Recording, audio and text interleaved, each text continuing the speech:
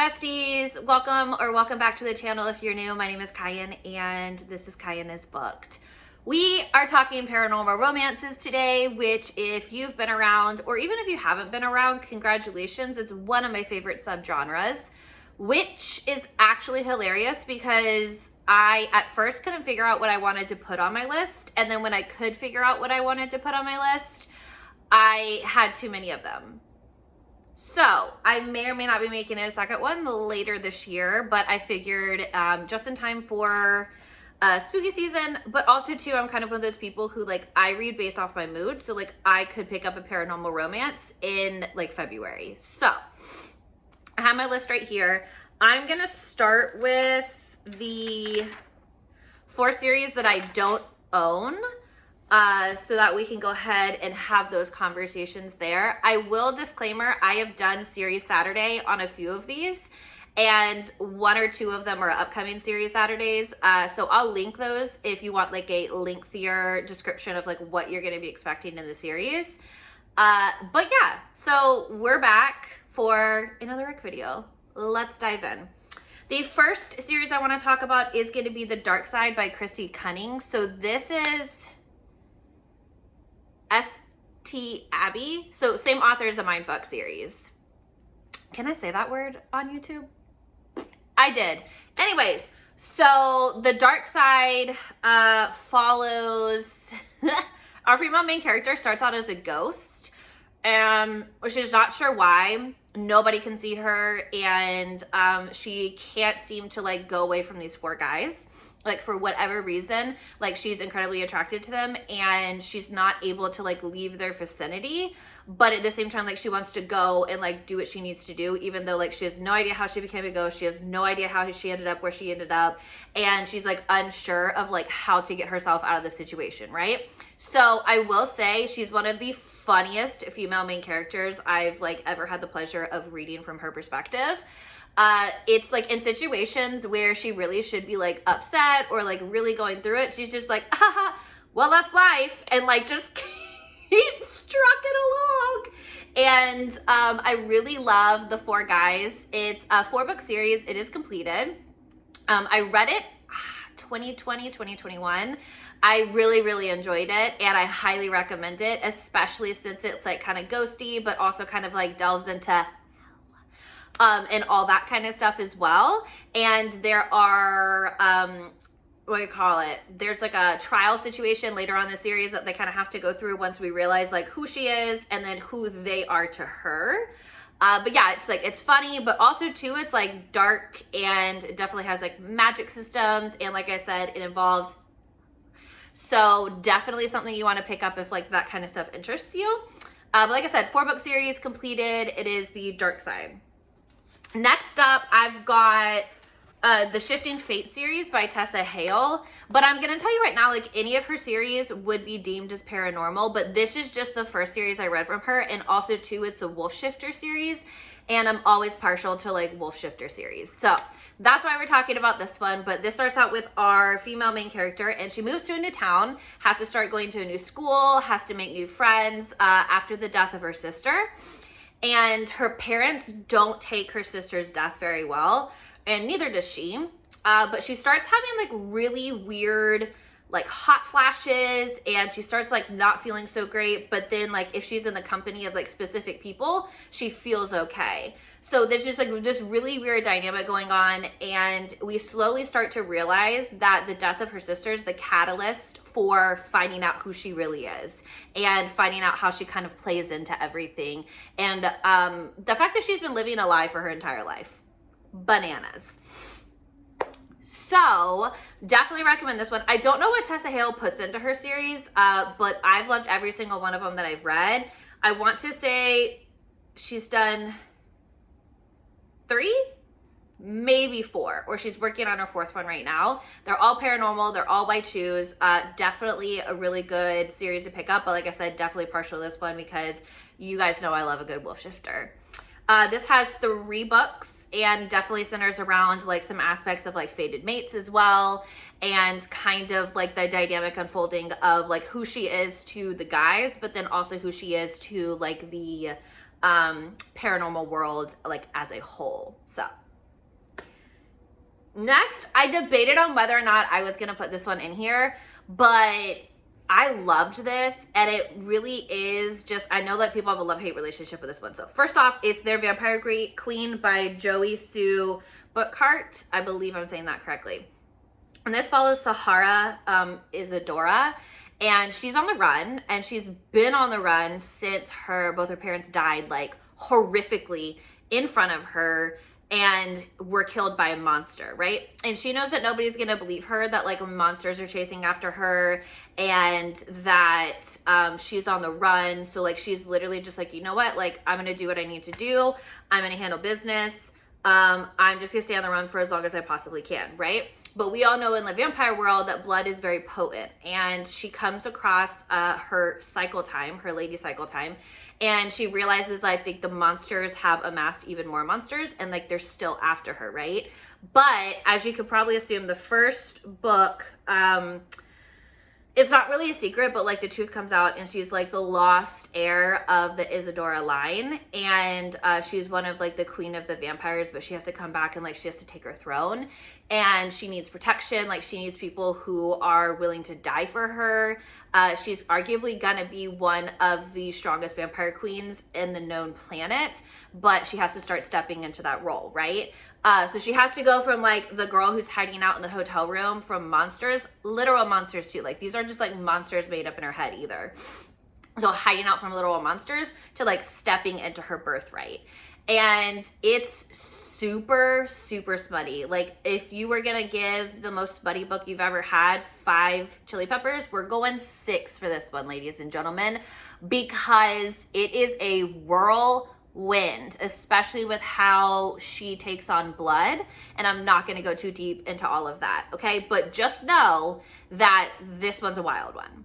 I really enjoyed it. It's a 7-book series, and it's like completed-ish, but I know sometimes she does like small novellas or like kind of spin-offs, because I think there's been talk about stories for her daughter, and then some of the other queens and the other princesses that like we've met along the way. So I know that like she's still kind of working in it, but as far as I know, Sahara has like her happily ever after, and how it like kind of works into the overall series. Then you have the last Shifter series by Sadie Moss. So I literally had to dig through my Goodreads because I knew I wanted to wreck this one. And I was like, no, I know I've read this book. I know it's about this girl who believes she had a terminal illness for her entire life, dude. Her entire life, she believes she has this terminal illness, right? And she's in this like laboratory facility, and she believes she has to like take this medication and have these shots, and if she leaves that she's gonna die. And she's essentially been brainwashed to believe that she cannot function on the outside world. Surprise, surprise, there's more hiding behind that curtain, and an entire life of corruption to find out that her mom's not really her mom, and like where she's being held is actually a laboratory. And we got wolf shifters. So like you knew that I was gonna have to have this conversation with you guys. So it's a why choose. There are 4 guys. Definitely like enemies to lovers, definitely a fated mate situation, definitely a situation of where like it takes her a while to believe what they're saying to her, but then also who she is to like the bigger picture. Because like obviously with our female main characters, when like they don't know who they are, obviously they're going to be complete baddies. Okay? So those are the 4 that I do not have paperback copies of, or just copies in general. So we're going to start on the ones that I do. So Ice Planet Barbarians by Ruby Dixon.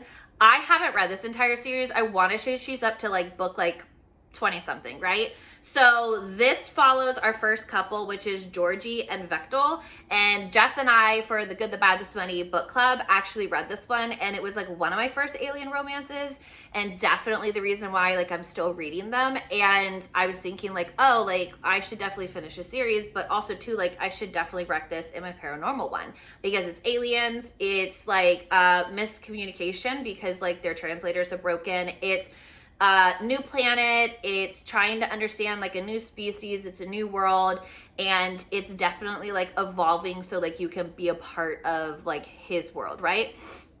And it's I'm not gonna fall for you type deal, but then she falls for him. And I know that each book follows a different couple, so like I'm definitely excited to, I think I read like the first 3, but I'm definitely gonna go back and start from the beginning again so I can make sure that I actually know what's going on. And 2, like I really love these covers that they're doing, so obviously I needed one. Next up, you have the first book in the Stay a Spell series by Juliet Cross. So Wolf Gone Wild is the first one, and yep, it's a wolf shifter. Don't worry though, they're not all wolf shifters. So this is a 6-book series that follows the Savoy sisters, and all 6 of them are witches, and they are essentially part of like the strongest witch coven in New Orleans, and they all have like different things that they're good at. So like healing and healing, the ability to like understand like night magic, the ability to like understand different things, right? And they're arguably like some of the most powerful witches within New Orleans and just like within the witch community. Okay, so this starts off with Mateo and Evie, and Mateo cannot shift, and obviously as a werewolf that's like a huge problem.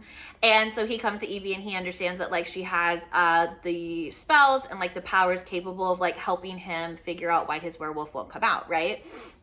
So this is definitely like develops from like a friends to lovers situation, potential fated mates here. This is a series, like they're 6 books, they're all standalone, so Mateo and Evie will get their happily ever after at the end of Wolf Gone Wild, and then the other 5 books follow the other 5 sisters. We've got vampires, we've got werewolves, we have grims, we have witches, like we have just this like really, really intricate, beautiful, like paranormal world carved out for us in the heart of New Orleans, which is, in my humble opinion, a perfect place to have something like this. And arguably this is one of my favorite series. I did a series Saturday on it, so I'll definitely link it below if like you want more information, but I cannot recommend this enough. And we're about to get the 2nd generation, so super excited about that. Y'all knew it was coming. Like, come on, you probably could have predicted the last 2 that I was gonna talk about. So this is a Fever series by Karen Marie Moning, and this follows Michaela Lane, or Mac as we know her, in Jericho Barrens, and like he's a book boyfriend. Like you'll never be able to tell me anything about this man, right? So this book starts off with she's out in Georgia, she gets a call from her sister, like who's over in Ireland. She thinks it's really weird, she doesn't really understand the message, and then a few days later she finds out her sister's dead, and she's like, okay. She's kind of like the spoiled, like rich girl, right? So anyways, she's like, okay, I'm gonna go to Ireland and I'm gonna find out what's happening because nobody can tell me what happened to my sister. So hops on a plane, goes over to Ireland, ends up in Jericho's library, right? Jericho knows exactly who she is. She is a kingpin in this series. Her role in this series is so incredibly large. The problem is that she shows up with a chip on her shoulder, not mature, not able to be at the level that she needs to be at, and Jericho realizes that immediately. And he knows exactly who she needs to be in order to survive what she's about to be up against, because bigger forces killed her sister. Like, this is a fae world in a veil of a human world, and she plays a huge role in this, right? But she doesn't know it because she's, you know, not necessarily been lied to her entire life, but like her parents haven't told her the entire truth, okay? And arguably, I don't think I can blame them, because like if I knew my child was like a wolf shifter, or even like what she ends up being, how do you even tell them that and not have them laugh at you, right? Anyways, I digress. So this follows Mac as she literally transforms as a character. And what I always really like to tell people is that this starts off, I don't want to say it starts off a little rough, but like I struggled with Michaela in the first book. I'm just being honest. I struggled with her in the first book because like of her immaturity as a character, but I adored her by the end of the series, and I adored her relationship with Jericho. So I highly recommend, like, just really encouraging you that I'm being 100% honest with you, that like her immaturity levels are so high in the beginning of the series, like disgustingly high. And you just gotta love her through it, because she definitely becomes a character that you end up with a soft spot for. Okay. There were a bunch of other series that I wanted to rack, and like this video could have gone on and on, which is why I'm saying I'm probably gonna have to make another one. But the final series that I'm gonna talk about is the Side Changeling series by Nalini Singh. Pretty sure you've probably seen Nalini Singh all around, especially if you're a paranormal romance reader. And if you haven't made the jump to read the Side Changeling series, please let this be the push that you need. I understand that the first series is 15 books and the spinoff I think is up to like 8 or 9 books. I completely understand where you're coming from. Now, there's an overarching storyline between all 15 books, and then yes, it does carry over into the spinoff. However, each couple, like one book follows a couple. So you get your happily ever after with that couple. So like whether or not, like in this one, you have a Psy couple and you have a Psy heroine and a shifter hero, right? And I'll tell you like what this one is like to start off with, because it's definitely like the catalyst for like the rest of the series. But overall, like I wouldn't recommend reading it out of order, because there's like a much bigger issue happening and each of our couples has like a hand in trying to fix the situation. Okay, so this follows Sasha and Lucas, and arguably like I think Sasha and Lucas will always have a very special place in my heart, because like they're what started like this love for the Psy Changeling series. And essentially what this is like Sasha is a Psy fail because Psy are connected to the Psy net, and like that net is like essentially their life force, like their brains are connected to it. And Psy aren't supposed to feel anything, like happiness, sad, like nothing, right? But she's been feeling her entire life. And she knows as soon as it comes out, like her mom's like really high up in the Psy Council. She knows as soon as it comes out, like it's gonna probably mean her death, right? And so she gets, like she meets up with Lucas, and Lucas, being a shifter, is somebody who like senses emotion, feels a lot of emotion, especially from his animal. And his animal is like, she's mine, right? And Lucas is like well aware of the fact that his animal is correct, but he's like, we got to really try carefully. Like she's a Psy, like we can't show her she has feelings, blah, blah, blah. But then like they have these like small snippets of moments where like Lucas realizes there's something horrifically wrong because she shouldn't have these feelings, right? And then it's her being honest with him, and oh my gosh, like him just being exactly who you need him to be in that moment. And I don't want to spoil anything, but like I said, like I think that Sasha and Lucas are always gonna have a special place in my heart, because like Slave to Sensation like started it all for me. And like I said, I know it can be intimidating to have a series like with as many books, but the really nice thing is like you get to go from couple to couple, and those characters that you keep meeting over and over again, like they eventually get their own love story, and like you get to watch them kind of like be a part of like what's happening within the Psy world and within like this world in general, but also to like their little happily ever after. So that is my last recommendation for a paranormal romance. I think they're perfect for spooky season, but also too, I think paranormal romances are perfect for any time of the year. Let me know in the comment section if you see any of your favorites, or if you've been meaning to start any of these series and I gave you the push that you need. Be sure to subscribe to the channel as well. I would love to have you as part of my community. And that's all I have for you today, book besties. As always, I'll catch you in the next video. Bye.